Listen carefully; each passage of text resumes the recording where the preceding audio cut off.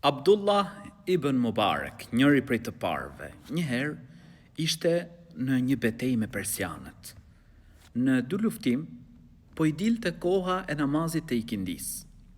Dhe i kërkon armikut, i thot të bënte pak armpushim sa të falte ikindin.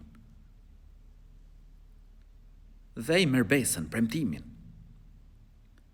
Fal namazin, pas i përfundoi, filloi përsëri lufta. Derisa u afru perëndimi i diellit. Atëherë u afru koha ku persiani do të kryente ritet e tij, sepse ishte prej atyre pra që adhuronin diellin.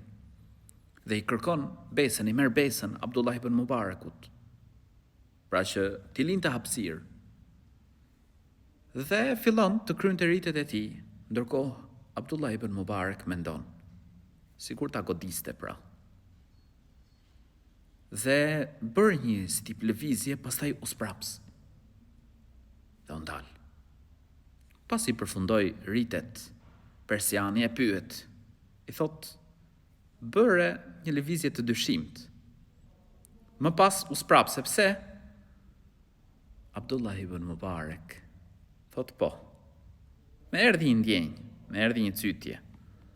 Por më kujtua ajeti i Kur'anit në surën Nahl, ku Zoti i Gjithësisë thot, zbatoni beslidhjen e Allahut kur ta merrni mbi vete dhe mos e thyeni betimin.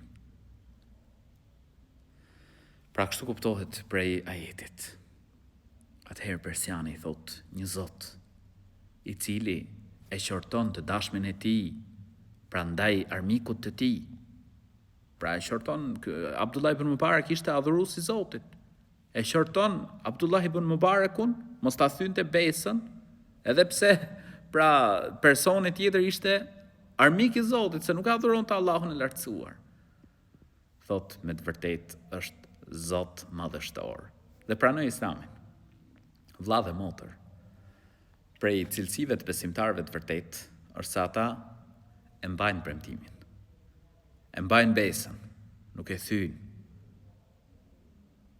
Zoti na poft prej atyre që i mbajnë premtimet, i qëndrojnë fjalës. Allahu e përmirësoft gjendjen tonë. Amin.